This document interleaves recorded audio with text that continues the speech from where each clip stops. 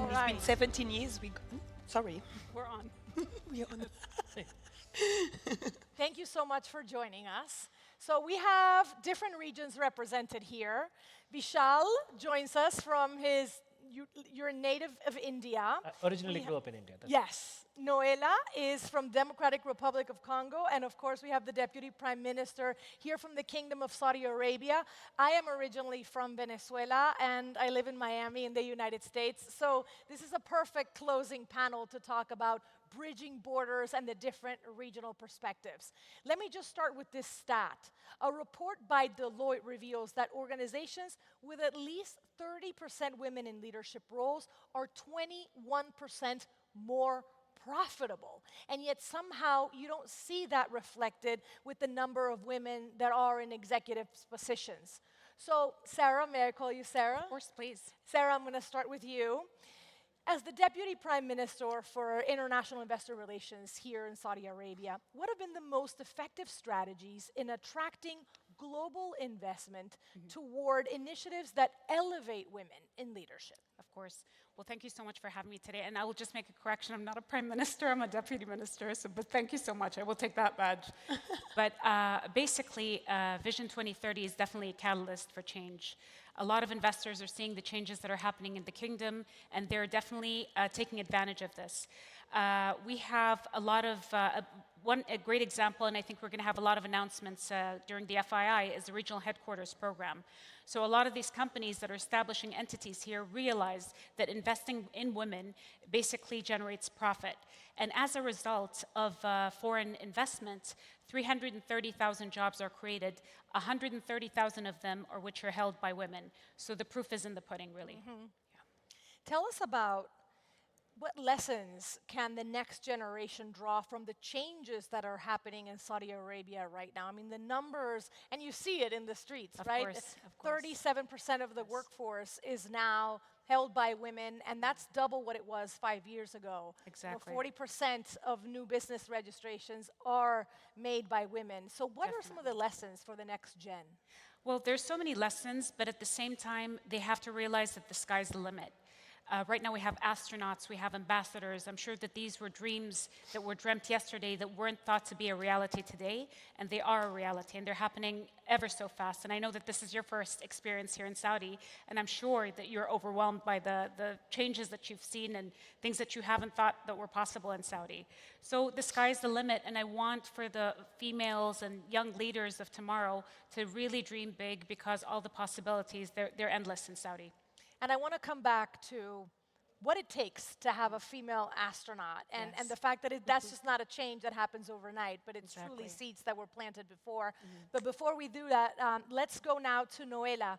Noëlla, you lead the Malaika Foundation in the Democratic Republic of Congo. Can you share some regional insights on how local and cultural contexts really influence women's access to leadership roles?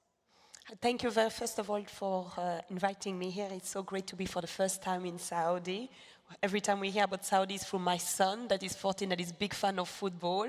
Ronaldo. So he was jealous of me coming here. You know, we have to put in perspective, you know, Sub-Saharan Africa has 15 million of girls not attending school. For me, I grew up, I had a very tough childhood, and I wanted to give back to my country and my continent. And in this building this ecosystem in the Congo, in a village where there was no access of water, electricity, infrastructure. And we built up a school from 5 years old to 18 years old, offering the girls the skills, the leadership skills, from robotic, from music, art, math, STEM, and etc. And the school has been open since 15 years, and we got the first graduated 2 years ago, and we got last year the second graduation. So now they all are into university or a professional career. Is really amazing, because in this village and in a lot of communities underprivileged, when family has money, they send first their boys to go to school. They keep the girls, they get married at an early age, or the girls help at home, or they go to fetch water. So in building this ecosystem, we want to really build the next generation of leaders. Of leaders, you mean that they will earn their own money. They will give back to their family, to their community, to their continent, and really investing in high quality education. The school that I'm giving back to my country, I don't take any salary of my foundation, is I want my daughter could have gone there. You know, she studied in England, but we have to think too, when we think about underprivileged communities, we have to build the same quality of educational system that are in anywhere in the world. And we have to change the cultural minds. Women can arrive, like the position you are, at every high level jobs. We are multitask. We are mothers. We are cook. We are cleaners. We can be pretty. We can be smart. We can be powerful. And that's what we have to teach to our girls, that the world belongs to them, and we can be all equal. And we need to give them a work-life balance. I think sometimes when we have women in high-level position, we expecting a lot from them, yes. But we have to understand that she has a background of a family. And that is, I think, the next step of the world we are, to offer the work balance and offering the skill and to be an authentic leader. Yeah. It's not about being leader and follow the step of someone else. It's about being yourself, driving with passion, being with authenticity, with values, and never take a no for an answer. I love that you said that. Authenticity is what I specialize in when I speak to executives and to big corporate groups, because I think it is so important not to imitate the men, because we're not going to be the same as the men, right? Sorry, there's one man only. We are multitaskers. We have other roles that we want to take on, and I love what you emphasized in terms of how can we help women, especially in different parts of the world, strike that work-life balance a little better. How can we better support them? What you have done in the DRC is incredible.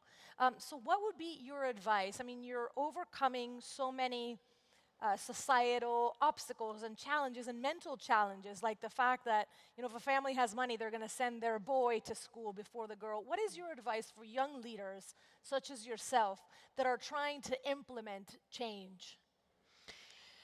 You have to implement what works in the community that we build this ecosystem. You have two big institutions under Malaika. You have the school, but you have the educational center where we teach youth, mothers, fathers skills to train for 1 year of mechanic or electricity, of sewing or catering. We have 40% of women that enter for the first time ever in a mechanic course, and they were able to find a job in companies. Not everybody can go to university. You need to create the middle class. And this middle class will come to, yes, with high-level education, but with vocational training.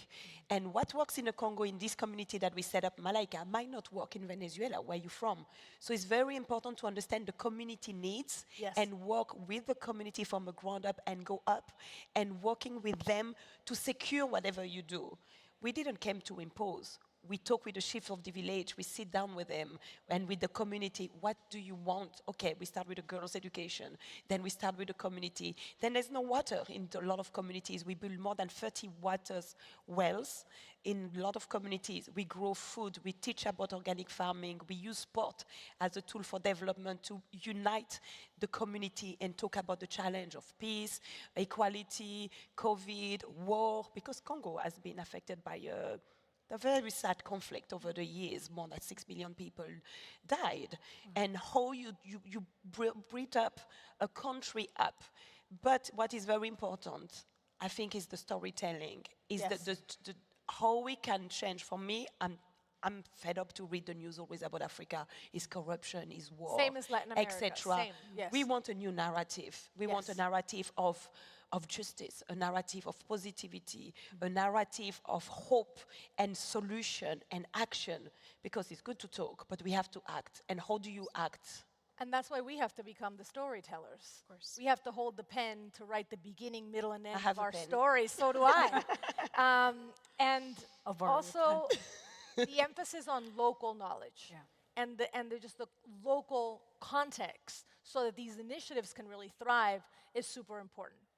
Our gentleman on the panel, Vishal, at Pearson, what skills and competencies would you say you have found most essential for young women who are a part of the new workforce? Right. So, a little bit of context before I answer that. So, in the workforce, with most companies and the big companies out there, I think gender diversity has become a very important topic.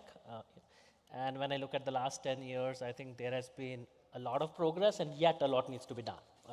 We still have, but you could see the glass is half full or half empty, as you wish. But I do believe there has been a lot of progress. Pearson, where I work, we are a leading learning and education company. We have done a number of things, and today I'm very happy that 45% of our workforce is women. My leadership team, 50% of women leaders are women, right? So we are gender neutral in that sense. It's not happened by chance, it's happened by design. We have done a number of things, and So it's been intentional. it's been very intentional. It's been very deliberate and very intentional. But going back to your question, so when you think about leadership attributes that you need to succeed, I don't think that's very different between men and women. I think the leadership attributes are very similar, right? How you get there is different, a little bit Yes. different, right? So when you talk about leadership attributes, it's really about, knowing the big picture and really understanding big picture, being obsessed with your customers, being people first in your own organization. How do you inspire people? How do you surround yourself with some of the best people in that area? It's all about being entrepreneurial, being resilient. Now, these are things that you could say apply to both men and women. But I do believe if we want women to get there, which many women in Pearson have done and done very successfully, the journey that you traverse is a little bit different. And that's where the deliberate part comes into play, that I think companies have to do a number of things, be it mentorship programs for women. For example, I'll tell you a very interesting thing which we do in Pearson. So one of the areas we want to attract more women in Pearson is in our technology area, where we build a lot of products and technology. And what we found was in that area, we were struggling to create momentum with women.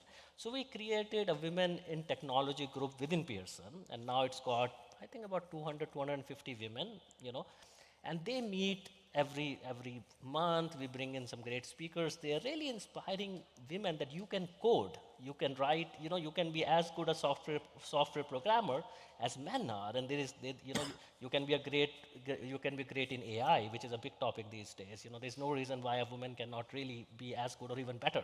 So that's been a lot of deliberate effort we are taking. Also, when we hire, we deliberately look at making sure that our talent pipeline has got enough number of women in there. It's not like we have to every time hire a woman. We always hire for competence and what they bring.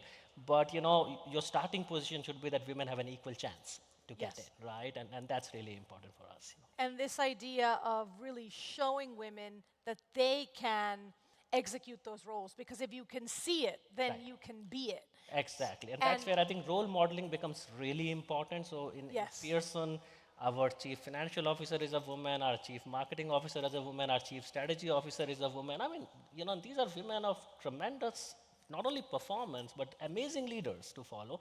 And they role model it across the organization. And a lot of young women who come to Pearson come because of that. I'll tell you a simple thing. I have 2 daughters, right? And they told me, and I'm new to Pearson, and they told me that my elder one was telling me that, Pearson is a very cool company. And I said, why do you say that? He says, I say that because I looked at your leadership team and you have some amazing women in there, right? So she was already seeing them as role models to follow. Vishal, you're high in the cool thermometer. I like that. This is for all of you, and I will start with you, Sara. What are some of the most critical investments? And we go back to what we were talking about with the just transformative changes that we're seeing in the kingdom right now. What do you think are the most pivotal investments that need to be made, whether it's financial, educational, social, for this growth to continue? Of course. No, I think investments in all the areas that you've mentioned are very important. But I'll just highlight a few of the social implementations that took place in Saudi, just to enable women to be able to be more engaged in the workforce. Daycare services are offered in the workplace. There's some stipends that are given for and allowances that are given for transportation and whatnot. Tuitions are paid for children so that they're able to work and to have that work-life balance as well. So I think these are very important. This is throughout and for people who need it. Obviously, you have to be within certain brackets and whatnot, but this is given to everybody. It's a government service that's given. But also, I have to give a shout out to Munsha'at. Munsha'at is the entity that manages the small to medium enterprises. And they also create platforms to enable women to be able to manage their small to medium enterprises. And actually, 38% of the SMEs in the kingdom are owned and operated, because normally they're owned, but they're operated as well by women. So I think all of these and all the areas that you mentioned are very important. But thank you for that example, because you know, it's really a big debate that we're also having in the United States. Because there is no easy or accessible childcare for many women, then you have this idea of the trade-offs. And, you know, as women, we want to have a chance at having it all, but we need those societal structures to be there to support us in that journey. Absolutely, yes. On to you, Noëlla. What do you think are some of the investments that need to be made for the growth to continue? I think representation is very important, and to have role models and to have mentorship. I think to give mentorship to students, to youth, the world is growing so fast. Things are changing so rapidly. Jobs that we're talking yesterday or today not going to exist in 5, 10 years. So we need to prepare the mind, we need to prepare the cultural, the intellectuality, and we need to prepare them that maybe they will not have only one career. They will have 2 or 3 careers in their life. And that's, I think, that's something that we need to start to be ready and to be adaptable to work, to be able to work in Africa, to be able to work in Europe or in UAE. I live between England and UAE, and it's fantastic for my children. I have 2 kids. It's fantastic, and they go with me in Africa, in villages and etc. It's fantastic for them to see the world as global and to learn about cultures, about respect, about dignity, and about skills. You hit on something important, which is this idea of agility, and as women, our ability to pivot. And I think that women, we're great, we were talking about this before, we're great multitaskers. Absolutely. We have a great ability to pivot. And we adapt ourselves anywhere. Yes, exactly. And you hit on authenticity before, which I think is important to rescue, because truly the only way to stay grounded through the tsunami of change that is coming with AI and hybrid that is here to stay and algorithms, the only way to stay grounded is to be true to yourself and to understand, you know, where it is you're going and what your values are. And I think that we women are critical in terms of maintaining that. And I think it's very important, women at high position, to lead by example. Yes. Because unfortunately, we're living in a society, if a woman failed, they put all of us in a basket. That's true. And no, if a woman fails, maybe let's try. We talk about success, but we have to talk about, not failure, I will say learning challenges. And we have to give the chance and the possibility of any person at a certain high-level job to grow into these jobs. To give them the capacity, to give them the platform, to give them resources to learn and to grow and to bring the people on the ground to grow. And I think what is important too that we don't see sometimes is to share. I think it's a lot of responsibility to have a very high level position. It's important that I think we need to start to co-share. Of course. And that will be the future to co-share, that not everything lead only in 1 or 2 people. And that we need to have the ability to fail, because failure is a part of success. But is it failure that we can use that? I will say more learning process, learning experience. Exactly. But what I mean is the tolerance level for women growing into their roles and making mistakes that any executive would make needs to grow. The standard can't be much higher, you know, that much higher for women than men. You want to jump in? Yeah, quickly. I think one thing I would say, there is, again, I see a noticeable change in this area, at least in companies, big multinational companies. This idea that women kind of, when they fail, they are put in a little bit extra than men. I don't think that's true anymore. That's my personal view. I've seen this around. I mean, we can keep talking about there'd be one-off cases, but I think there has been a lot of work which has been done in this space. Also, I would say one more thing, which is very important. I think you need men to be a very big part of this, right? Yes. This is not a women's revolution or women's movement, right? This is something to do which is everybody on this planet needs to be doing this. Yes. Everybody in companies need to do this. So bringing in men and having men as allies in this is extremely important. I've seen in places where it gets very siloed with women trying to create their own thing, right? I think that's probably won't go that far.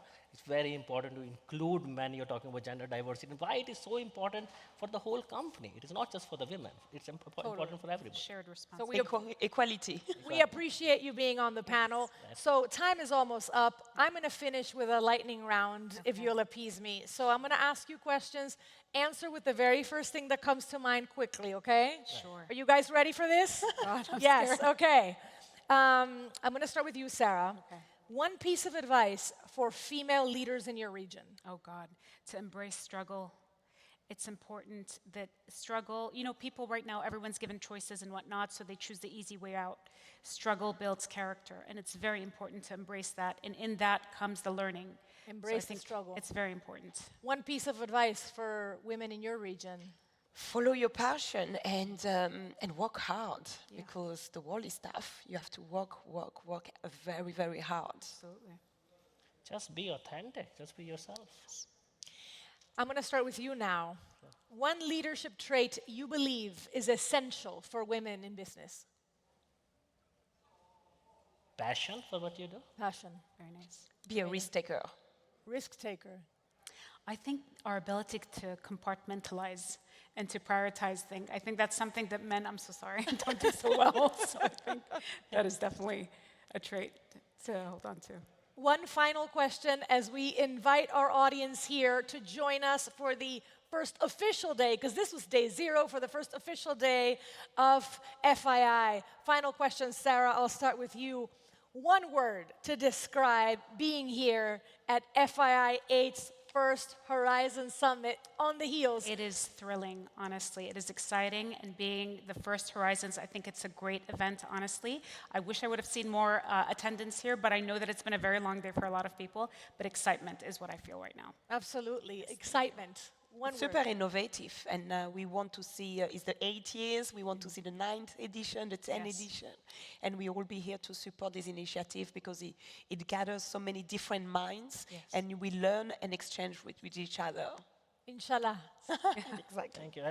I would say great platform to connect, great platform to innovate. It's exhilarating. It's great.